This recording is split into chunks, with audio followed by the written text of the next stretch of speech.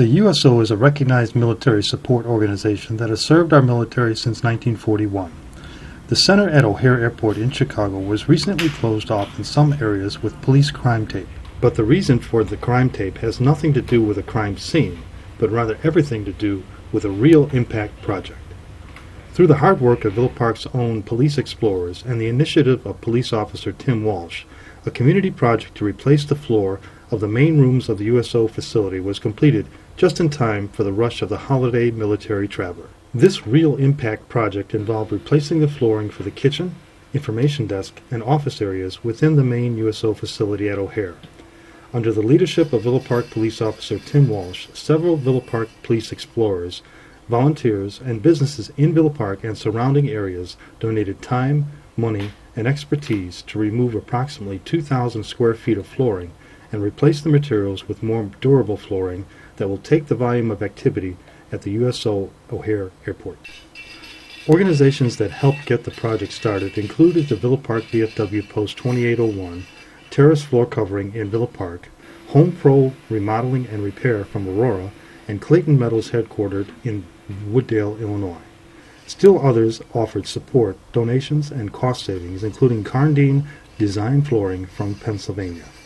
We spoke to the project coordinator, USO volunteer, and Villa Park police officer Tim Walsh.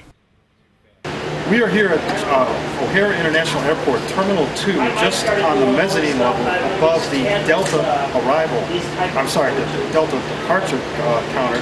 And I'm here with Tim Walsh from the Villa Park Police Department for a very special project on the mezzanine level where the USO facility is for Chicago. Tim, good to see you. Thanks for coming out. Appreciate it. Tell us what's going on here. First of all, where are we at right now?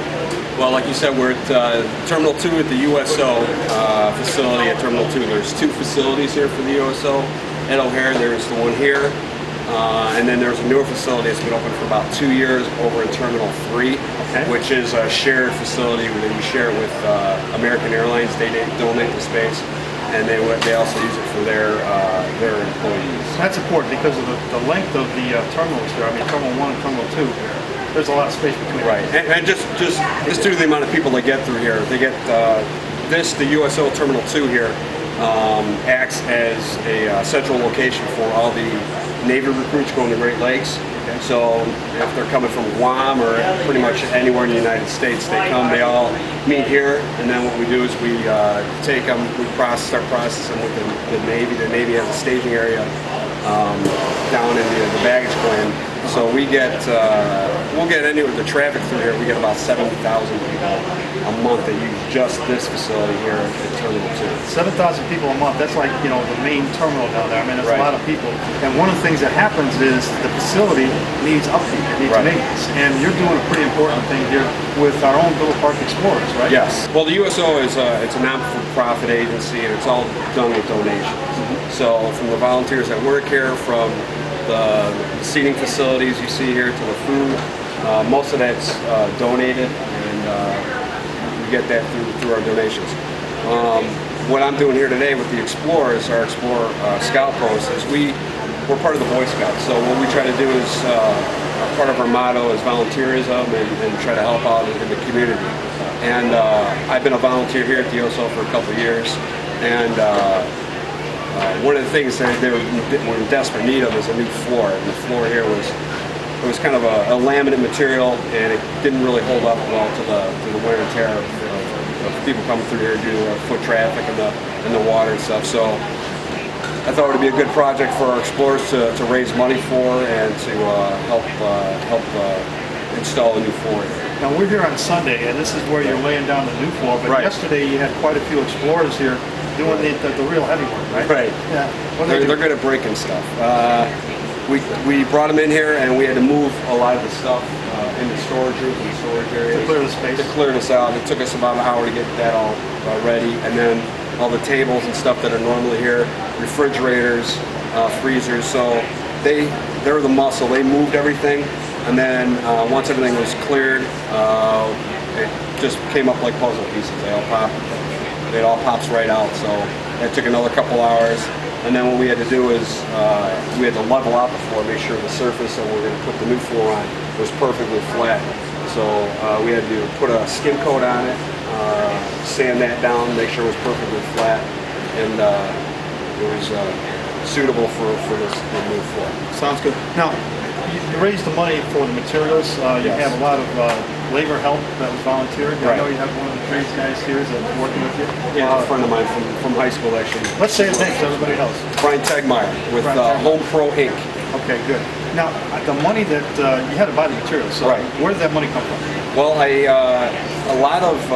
put out some email flyers and flyers out in the community, and people would just donate or contact the police department and donate. Our biggest donation was from the VFW, and I really didn't know how well off financially they were with the fire. Yeah. So I sent them a flyer and asked them to put it up, and I got a call from Dennis over there. He said, Dennis "Well," Geisman, the commander, yeah, right? he asked, what can we do to help? And I said, well, this is how much I need, and he goes, how it was $1,000. That would be great. So Considering the straits that they've been in over the last couple of months with their fire. right. So apparently they have a fund that they use for veterans, causes veterans, and since the USO accommodates veterans and people that are retired from the military, it was worked out really good. So, So this floor is going to be. I'm sorry, you had more people you were going to talk about. no, I was just going to say that terrace flooring and floor covering in Villa Park also helped out. They're on St. Charles Road, right? Yeah, they're on St. Charles Road. They were able to get contact the vendor, Karen Dean, and they were able to provide the floor for a really reduced cost. So Excellent.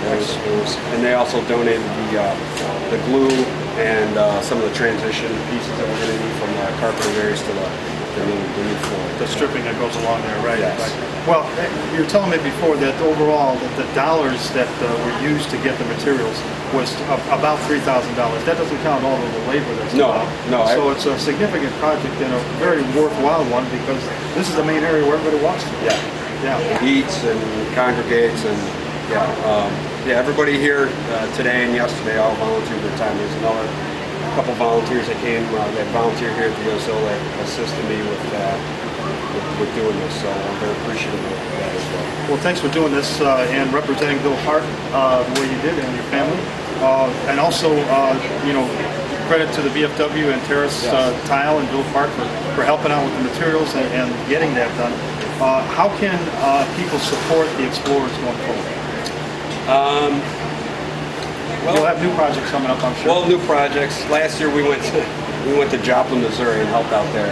Okay, went down there for a week. So just periodically stuff will come up, and I'll put it out there for donations. And so far, the community's been very, very, very supportive of what we do, and the police department's been very supportive. They also donated our benevolent. Police Benevolent also donated $250 towards the project. Okay. So it's really worked out. So that's the Villa Park Police community. Yeah, Villa Park Police community, the people within the community, everybody's been very supportive. Well, great, Tim. If you get some material, a letter from Tim and your organization sees it for the Villa Park Explorers, this is an example of the type of thing that they can do and do complete for not only our community, but also the people that come through this great area of the USO here at O'Hare Airport. So thanks, Tim, for all your serving those that serve us. That's right. That's right. Thanks a lot. Thank you, sir. Well, there you have it, another project for the USO here at the O'Hare Airport. And by the way, for those of you that are not familiar with the USO, USO means United Service Organizations. It's a group of many different organizations that volunteer their time and their materials and their dollars to make these greeting centers available for the servicemen that come through not only O'Hare, but about 140 different locations worldwide. And the USO started in 1940 with a declaration by President Roosevelt to create the USO, and it was basically for support of the troops going into World War II. Right after World War II ended, it was suspended for a while by Harry Truman. But then when the Korean War started up again, it was reinstated and has been pretty much involved with the troops' support ever since then. So it's a very important organization. This is a great project for the community. So thanks to all the people that were involved, and always support our service people as they come through, and always thank them for their service. I'm Al Stash reporting from O'Hare Airport at the USO Center.